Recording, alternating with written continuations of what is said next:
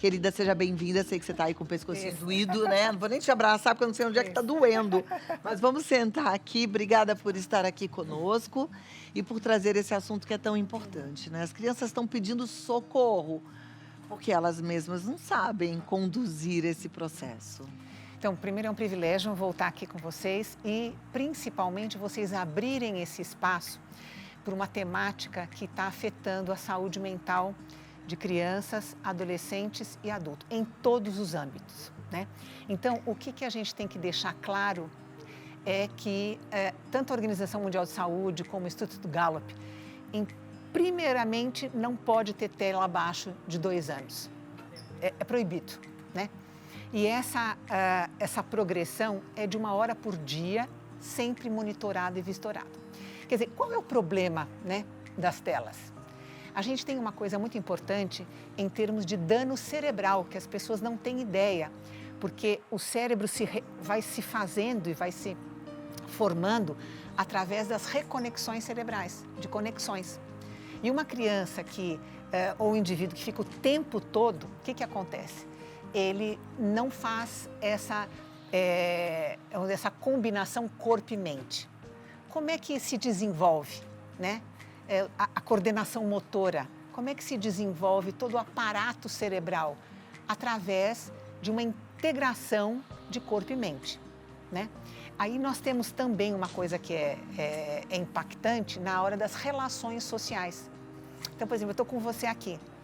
Se você fizer uma pergunta que eu não goste ou idem, nós vamos ter que ter um manejo aqui de conversar. Na tela, pim, eu desligo. Verdade. A minha capacidade de enfrentamento fica baixa. A minha capacidade de frustração, ela não age. Além disso, então nós temos um problema de formação cerebral, tá? No paralelo, a gente tem o desenvolvimento de alguns transtornos psiquiátricos, como toque, depressão, ansiedade. Então, nós já sabemos que uma parte grande da população, né, já tem comorbidades psiquiátricas, déficit de atenção e hiperatividade, que é o maior, mas por que a gente abrir nesse momento para essas novas perspectivas e sem tratamento, né? A influência da mídia acaba tendo uma série de quesitos, principalmente com adolescentes, que é tudo lindo, né? Então, tem uma questão comparativa, onde eu quero chegar lá, eu quero chegar, e eu começo a fazer coisas para chegar, né? A gente vê, por exemplo, não sou contra procedimento estético, jamais, não é isso, mas o quanto esses recursos eles estão sendo otimizados por, inclusive, locais... Sabe que ontem foi nosso assunto aqui, né? Inclusive com uma dermatologista, Pois que ela falou que tá absurdo, né? Que as pessoas chegam lá, eu quero ficar igual a esse filtro aqui. Isso, né? Exatamente. E aí, pele de filtro não existe, né? Isso. E, além disso, você começa a ter o quê? Uma falsa identidade, né? Quem é você? Né? O que você gosta, o que você não gosta, como é que os relacionamentos, como é que são os relacionamentos, né? Então, a gente tem aí um problema muito, muito sério e grave com a questão da interferência, principalmente na infância e adolescência. Bom, mas na questão adulta, o que a gente tem de marco, que é para deixar registrado, é que os pais são responsáveis. Essa coisa de delegar só para a escola, isso é uma coisa que uma andorinha só não faz verão. O que a gente vê de comum, por exemplo, os pais o tempo todo no celular, aí dá o celular para a criança, quando você vê, está todo mundo numa lanchonete, num restaurante, em qualquer lugar, todos estão. Né? Com o celular na mão, né? E a gente tem que frisar uma questão chamada transgeracionalidade. A gente aprende pelo exemplo, não pelo viés do exemplo, né? Então, é muito comum eu ouvir assim, nossa, doutora, mas olha, ele viu quanto que eu sofri com o irmão dele sobre drogas e agora está usando também. Nossa, mas ele tanto viu o desastre que aconteceu na nossa casa com o pai e ele está repetindo o modelo. A gente tem o fator genético? Temos, não tenha dúvida. Mas a gente tem uma questão da transgeracionalidade que é muito importante. Então, os pais têm que ter a clareza de que como que eu vou desenvolver meu filho e não vou ter problema lá na frente. Eu vou para o parquinho, eu vou pular corda, eu vou fazer um jogo desculpa, um jogo de quebra-cabeça, Uma aguinha. uma pintura. São essas Tem coisas. que se organizar, né? Tem que ter atividades. Isso, A criança exatamente. precisa desse mão na massa, desse lúdico, desse corporal, Isso, né? isso, exatamente, porque o que a gente está vendo é assim, as lesões emocionais, as lesões em termos cerebrais são graves, muito graves. Olha o termo que a doutora Fátima está trazendo, lesões. Lesões, exatamente. Coisa séria. Séria, séria.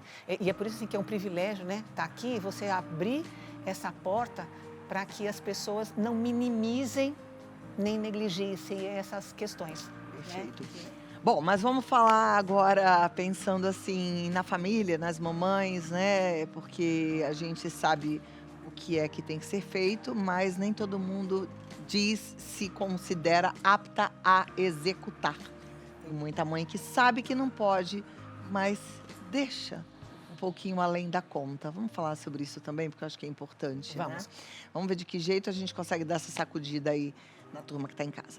Tá bom? Fátima Padim. Essa mulher é tão sábia, gente. É muito bacana conversar com ela e aprender com ela. Olha. Então, como eu estava dizendo, algumas mamães sabem que não pode usar tela, né? Mas aí, de repente, vem a necessidade e aí abusa um pouquinho.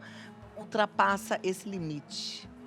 A grande questão é que hoje a comunicação também, ela está cada vez mais prejudicada. Então, o que nós temos que estimular é que a criança pense também. Então, assim, filho, a gente combina, fazer acordos. Nós combinamos 1 hora de tela. O que você acha? Que bom que você cumpriu. Né? O que você pensa sobre isso? Então, a família, nós temos o hábito de falar coisas que a gente não quer que aconteça. Não use o celular, não faça isso. Ao invés de falar assim, vamos desligar? Vamos fazer? Isso é uma comunicação positiva. O que nós vemos nas propagandas? Use, troque, experimente, beba. Nós não vemos nas propagandas nem na mídia nada negativo, não. Então, a família tem que dar para a criança essa capacidade de troca nessas horas de negociação. Isso é absolutamente fundamental. Olha, nós combinamos isso, vamos os acordos, né? Falar essas coisas mais simples, sem grande sofisticação. Ninguém gosta de discurso, né? Quando vem horário político, 90% do pessoal desliga. Daqui a pouco tem, hein, gente? Então, a comunicação breve, assertiva, positiva. Vamos fazer combinados. O que você acha? Ele ultrapassou. O que aconteceu? Né? E com adolescente? Com adolescente é muito mais difícil, então, né? Então, com adolescente, tem uma questão que envolve alguns aspectos. Trazer o adolescente para ajudas pequenas diárias, por exemplo, mas reais. Vamos lá, a gente está fazendo um almoço, vem aqui me ajudar isso. Ele tem que ter um sentimento de pertencimento. Tá? Isso é muito importante. Fazer com que ele participe, está o tempo todo no quarto. Olha, vamos organizar, vem me ajudar aqui, vamos fazer isso junto, vamos caminhar. Né? São coisas absolutamente fundamentais nessa interação na adolescência. Tem muitas famílias que perdem, que de uma hora para outra não sabe onde é que foi que cortou o cordão e que o filho agora só quer ficar no quarto. Como é que se retoma isso? Então, a gente só precisa fazer avaliações, tá? Muitas vezes a gente precisa de ajuda profissional. Isso é bem importante, porque muitas vezes meu filho está escutando alguma coisa, por exemplo, aqueles filmes de autolesão e suicídio, tá? Ou ele está num processo já de uma dependência tecnológica grave que a família não vai conseguir sozinha, tá? Já existe tratamento para dependência tecnológica? Sim, sim.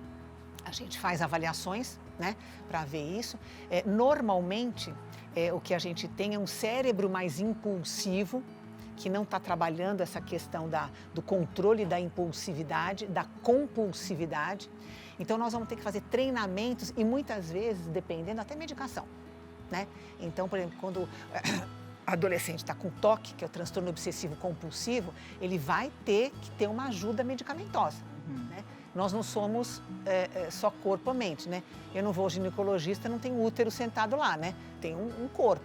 A gente vai ao gastro, não tem lá o estômago sentado, tem uma pessoa e um corpo. Então, a gente precisa avaliar, a família precisa avaliar até que ponto o manejo dela não está conseguindo para ela pedir ajuda e para fazer essa avaliação um pouco mais precisa. Perfeito. Bom, infelizmente temos só 3 minutinhos para eu entregar para o eleitoral gratuito. Queria te dar esses 3 minutos para você tentar ajudar a gente mais e mais em Então, relação assim, a essa questão. O que é muito importante? A família saber que existe uma diferença entre autoritarismo, que é o castigo, né, e a participação, mas a firmeza, tá? Autoritarismo com autoridade. Isso é muito importante, saber que a família tem essa autoridade. E que outro critério que a gente precisa repensar é essa coisa da felicidade. Tudo meu filho tem que ter. Ele tem que ter o jogo, ele não pode ser contrariado, a gente precisa questionar isso fortemente e o mundo é de contrariedades. Como é que eu lido com uma contrariedade se no básico eu não consigo? Então, a família tem que se empoderar no sentido da firmeza, não do autoritarismo, do castigo, não, mas de abrir esse espaço para poder falar, olha, aqui em casa, usar o poder do eu, não ficar você, não dá certo isso, né? Mas falar, nós queremos, nós estamos pensando, olha como está a situação, vamos sentar e conversar. E aí ter essa dimensão da onde que escorrega, que a família já precisa de ajuda ou não. Mas é fundamental esta firmeza e principalmente a autoridade da família sem o autoritarismo. Porque esse autoritarismo vai se repetir, né? E ele você não dá a questão da reflexiva para o próprio adolescente.